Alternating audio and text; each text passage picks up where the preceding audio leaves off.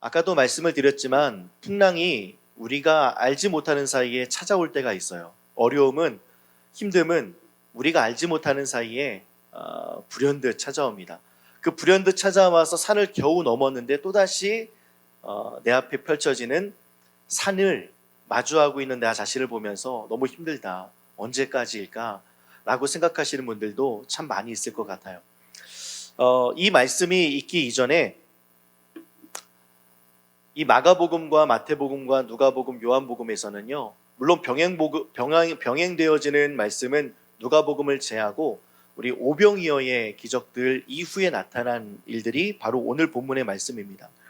단순한 그 배고픔만 가지고 그것을 해결해 주시고자 하는 예수님의 마음이 아니셨고요, 구제사역의 의미를 넘어서 하나님 나라의 그 사건을 보여주었던 사건인데, 가진 것이 없는 제자들에게 너희가 먹을 것을 주어라 말씀하시는 그 때가 아마 여러분들도 생각이 날 거예요.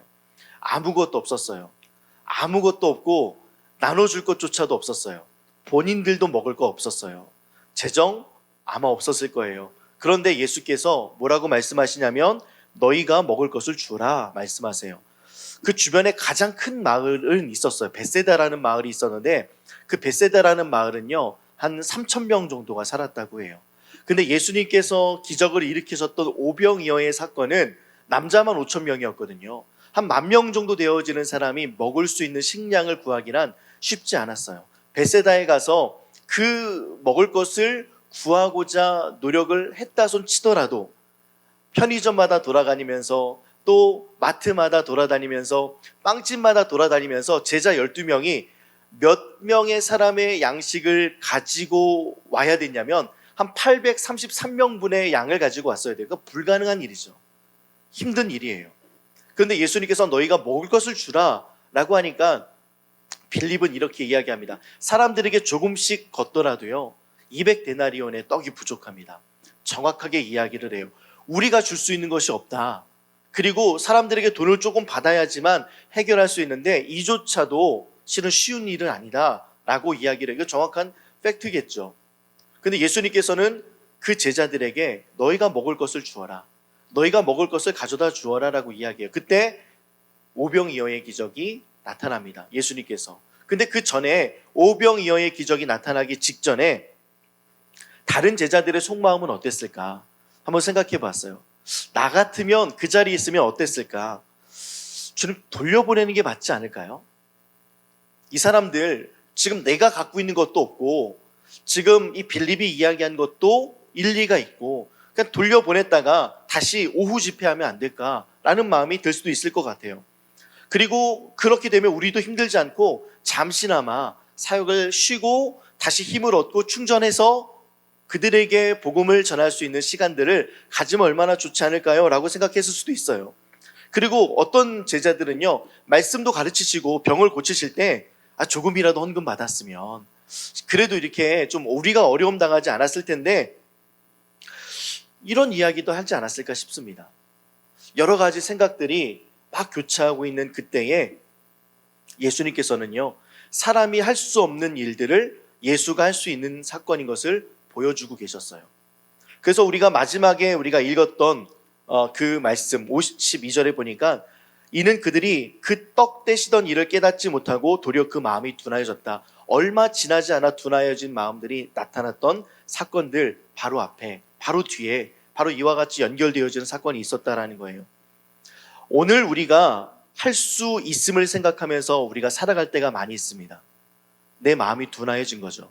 오늘 내가 한 끼니도 해결할 수 있다라고 하는 그 마음들 또한 마음이 둔하여진 상태입니다.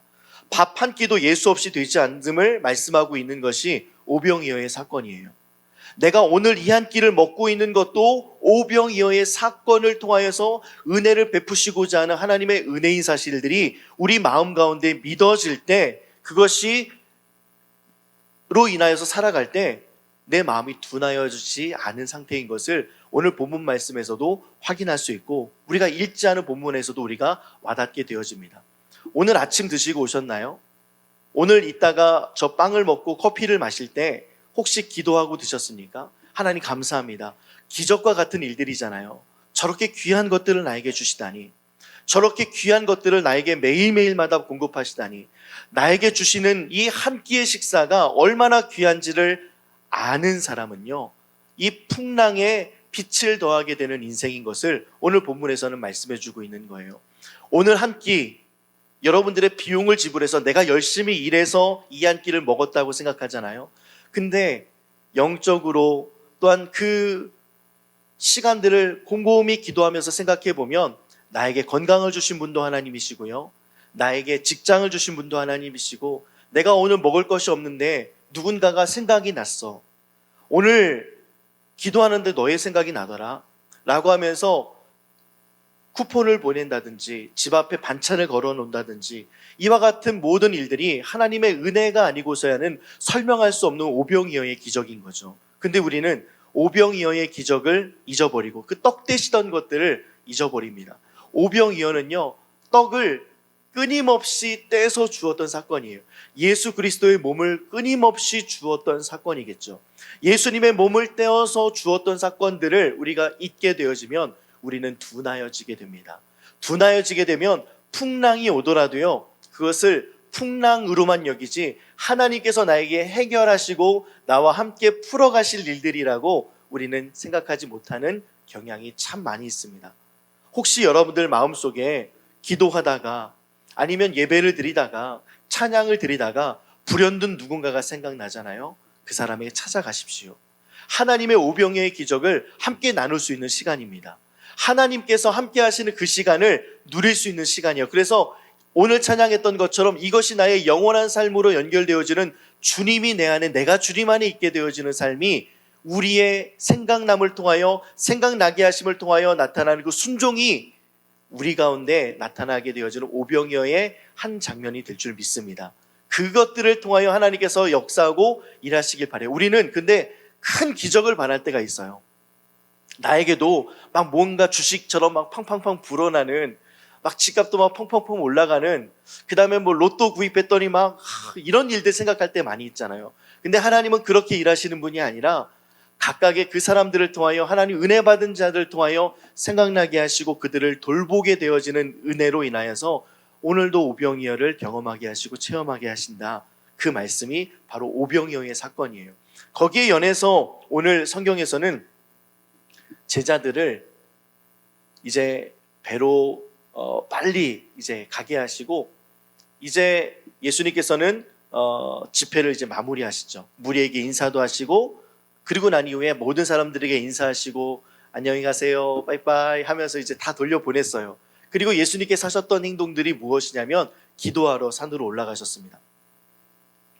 기도하러 산으로 올라가셔서 예수님께서는 기도하고 계신데, 오늘 성경에서 보면 어떤 장면이 나오냐면 무리를 작별하신 후에 기도하러 산으로 가셨어요.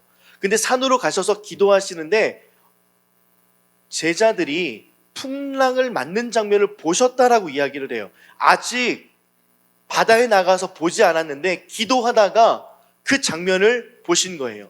제자들이 풍랑으로 인하여서 아주 힘든 상태, 풍랑으로 인하여서 가장 어려운 상태를 맞이해서 배 한가운데 있었다라는 사실을 성경에서는 이야기하고 있는데요. 오늘 성경에서는 47절과 48절에 이렇게 말씀하고 있습니다. 함께 47절과 48절 함께 읽겠습니다. 시작.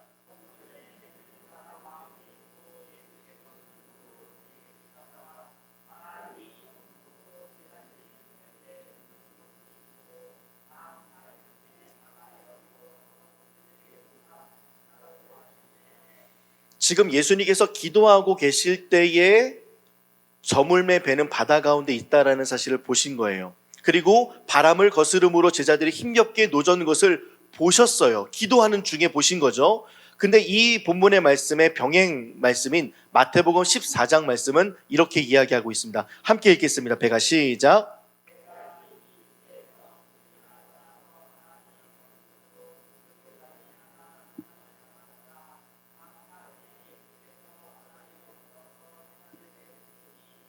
바다 한가운데였다가 이제는 육지에서 술이나 떠나서라고 이야기하죠. 자, 요한복음은 이렇게 이야기합니다. 함께 읽겠습니다. 시작.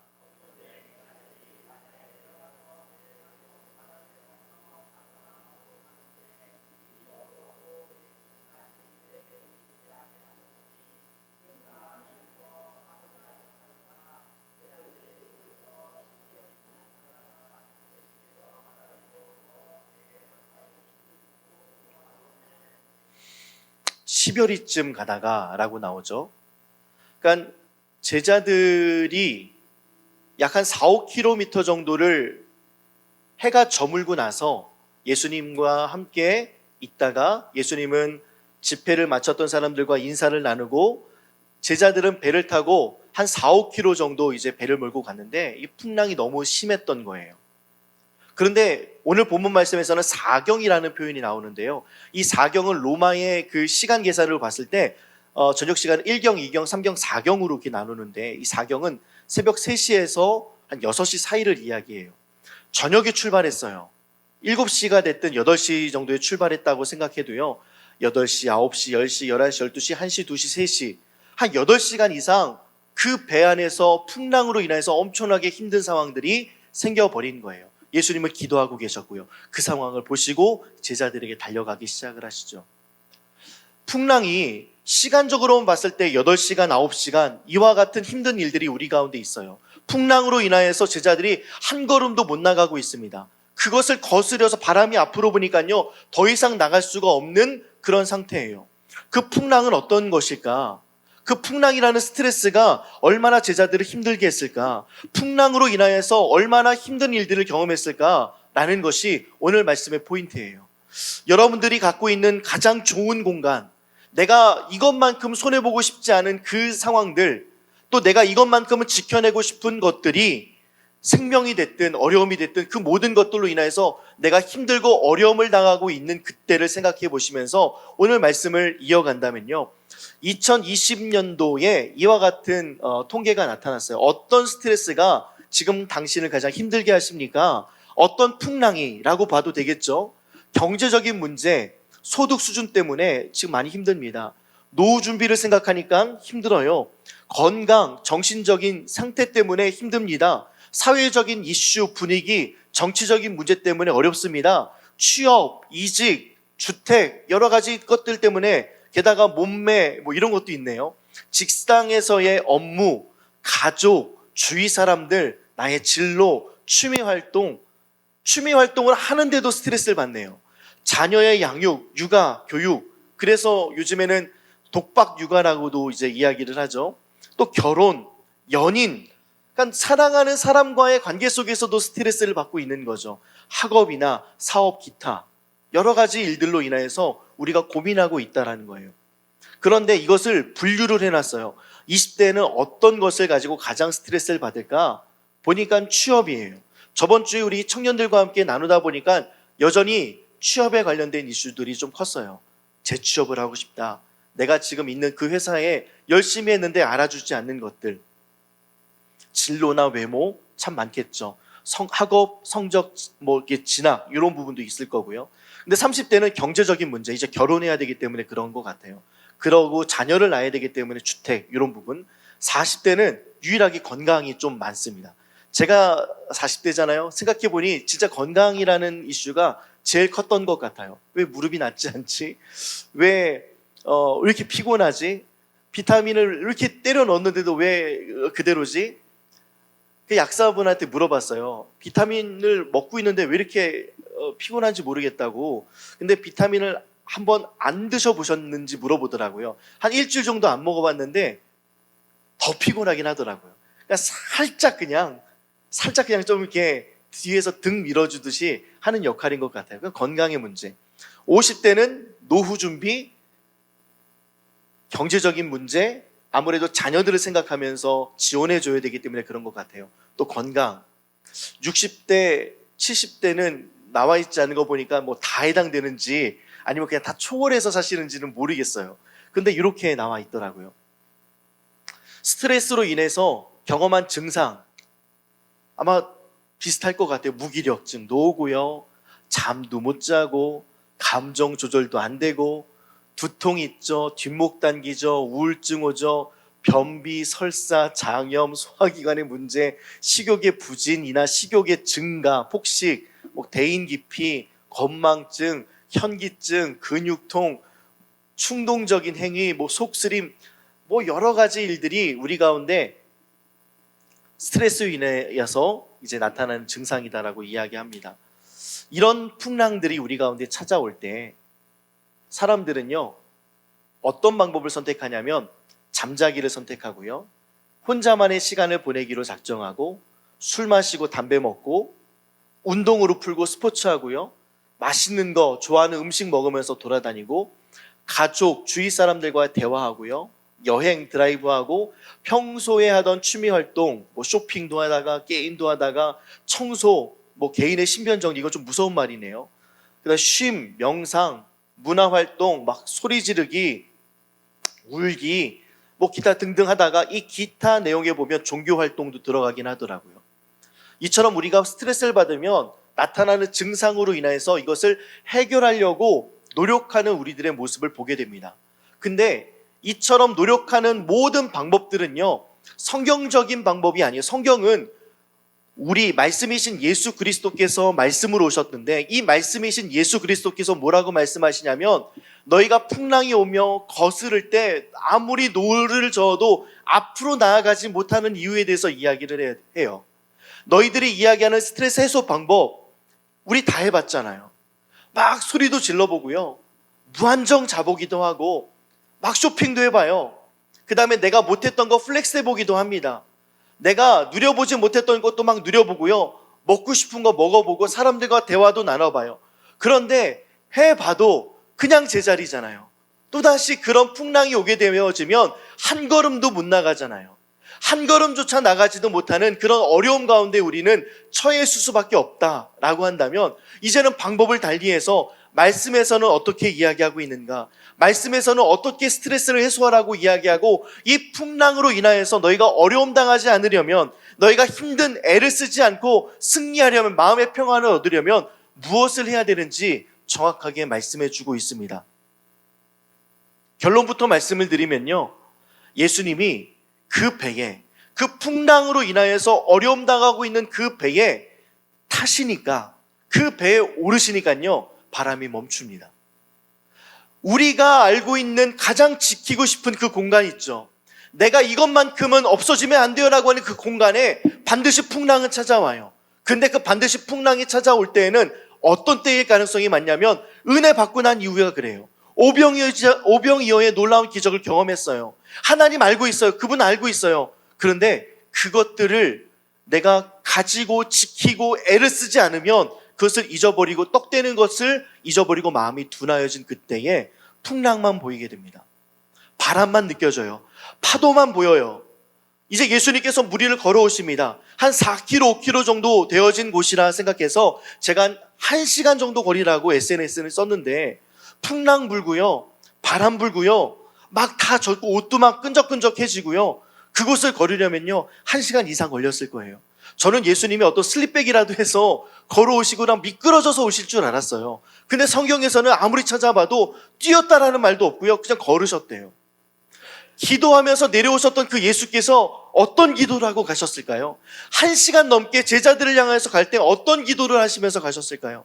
하나님, 저들의 마음을 붙잡아 주옵소서. 저들이 떡됐던 것들을 기억하여 주옵소서. 저들이 은혜 받았던 사건들을 기억하게 도와주옵소서. 저들이 나와 함께 있었던 사건을 기억하게 하여 주옵소서. 저들이 그 떡을 떼었던 그 사건이 바로 예수로 인하여서 떼어주었던 떡이 사건을 기억하게 하시고 만나의 사건을 기억하게 하시고 그렇게 기도하면서 가지 않으셨을까요?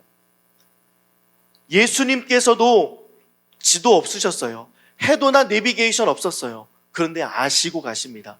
제자들의 목소리, 그 두려움 가운데 떨고 있는 제자들의 목소리에 귀 기울이시면서 가십니다. 우리의 풍랑이, 우리의 가정이, 우리의 건강이 스트레스로 인하여서 힘들어하고 있는 그때 누가 보세요? 예수가 보십니다. 누가 주목하고 그것을 발견하시고 다가가세요? 예수가 보세요. 그런데 우리는 풍랑만, 제자들도 풍랑만 살피다 보니까 뭐라고 이야기하냐면 유령이다라고 이야기해요. 귀신이다라고 이야기합니다. 예수님인 것을 보지 못해요. 인지하지 못합니다. 우리가 풍랑을 살피고 파도를 보고 우리가 어려움만 마음속에 두고 있으면요, 예수님이 옆에 계셔도 유령처럼 보여요. 가치가 없는 존재예요. 유령은요, 가치 없는 것처럼 보여집니다. 그분이 나를 도와주실 거다라는 생각조차 못하게 되어져요. 우리 풍랑에 집중하지 맙시다. 더 이상 풍랑을 어떻게 하면 내 스스로 해결하려고 하려는 그 노력조차도 내려놓으시기 바랍니다. 떡을 떼시는 분께서 우리를 배부르게 하시고요, 한 끼 식사를 걱정하시는 분이 예수 그리스도십니다. 한 끼의 식사마저도 걱정하시는 그 일용할 양식을 채워주시는 하나님께서 우리 모든 것들을 책임져 주시는 아버지 하나님이신 것을 기억하는 라이트하우스 파주의 모든 식구들 되기를 주님의 이름으로 축복합니다. 외부적인 요인으로 인해서 과도한 스트레스가 건강까지 악화할 수 있어요. 그때 나의 건강을 위해서 애쓰려는 노력보다 예수님을 찾으십시오. 예수님을 찾고 주님께서 이렇게 말씀하십니다. 내니 두려워하지 말라. 안심하라, 두려워하지 말라라고 말씀하세요. 폭풍우가 쳐요. 그 다음에 바람이 심하게 불어요. 제자들은 막 혼비백산해요. 그런 상황에서 예수님께서 나지막한 목소리로 이야기할 수 있었을까요? 멋진 목소리로 내니 두려워하지 말라, 이렇게 말씀하지 않을 것 같아요. 대부분의 설교자들도 이 부분을 간파하고 말씀하더라고요. 아주 큰 목소리로 이야기했을 거예요. 나야! 뭐 이렇게 하지 않았을까요? 걱정하지 마, 내가 여기 있어. 예수님의 큰 목소리를 들으시기 바랍니다. 근데 우리는 풍랑 속에 너무 두려워서 예수님의 목소리를 못 들어요. 근데 꼭 그 음성은 들립니다. 우리에게 들릴 정도로 말씀하십니다. 그 음성을 베드로가 들었어요. 그리고 나서 베드로가 무리를 걸었죠. 우리 주님께서는요, 베드로가 무리를 걸었을 때에도 풍랑을 잠잠케 하진 않았습니다. 무리를 걷게 된 것도 기적이죠. 무리를 걷게 된 사실도 우리는 너무나도 놀라운 사건이에요. 우리는 물에 올라가지도 못하고 서지도 못하잖아요. 근데 베드로는 물 위에 올라갔는데 믿음이 없음으로 말미암아 빠졌죠. 근데 그 빠졌을 때 예수님께 하셨던 말씀이 무엇이냐면, 너 왜 믿음이 없어? 라고 먼저 말씀하지 않으셨어요. 너 왜 나의 수제자인데 믿음 없는 행동을 해? 라고 말씀하지 않으셨어요. 그를 먼저 끄집어 올리십니다. 그의 손을 잡아주세요. 송태근 목사님의 표현을 빌리자면요, 베드로는 2번의 물을 걸었다는 거예요. 예수님이 있는 곳에 예수님의 음성을 따라 힘입어서 예수님께로 다가가다가 바람이 불어서 물에 빠졌는데 예수님께서 일으켜 세우시고 다시 배로 갈 때 걷지 않았겠는가, 2번 걸었다는 거예요. 참 동의가 됩니다. 예수님의 손을 잡으면요, 안전하게 바람이 불어도요, 예수님이 내 눈앞에 있어요. 근데 예수님께서 나를 끄집어 주셨어요. 예수님의 손을 붙잡고 있든 예수님이 안아주셨든 예수님 팔짱을 끼시던, 그렇게 하면요, 바람이 불어도 빠지지 않는다고요. 예수님과 함께 동행하는 인생이 바로 이와 같은 축복된 인생입니다. 이것이 영원한 삶. 내가 주 안에, 주가 내 안에 거하면 우리는 절대 빠지지 않아요. 우리가 절대 빠지지 않는 것은 예수님과 함께 동행하는 것뿐입니다. 그분을 보아도 우린 빠질 수 있어요. 그러면서 우리 주님께서 말씀하시죠. 믿음이 부족하구나, 믿음이 연약하구나, 약한 믿음을 가졌구나.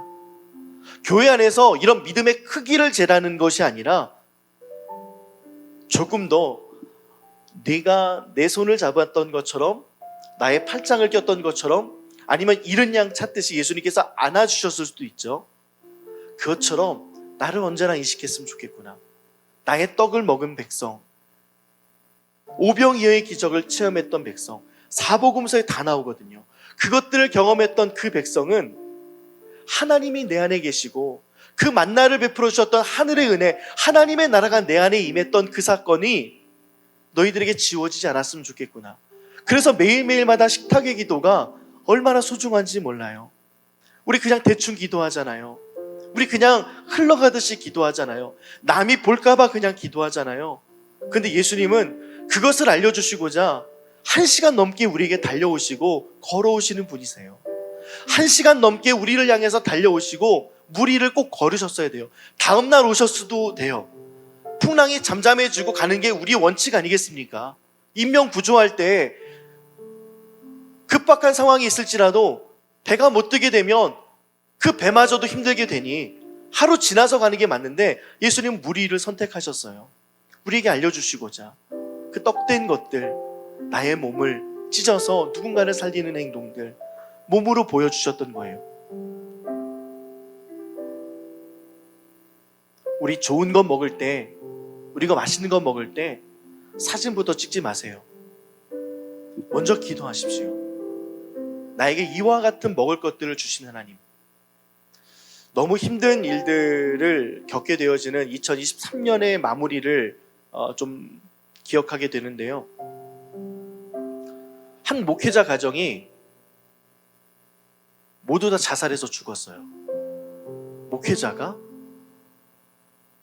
한 신문에 기록되기를 그분은 너무나도 선했던 분이래요. 이웃들에게. 그리고 하고 있었던 일들도 있었고, 근데 코로나 겪고 나서 여러 가지로 어려워서 결국에는 생활고 때문에 목숨을 끊기로 서로 작정을 했다는 거예요.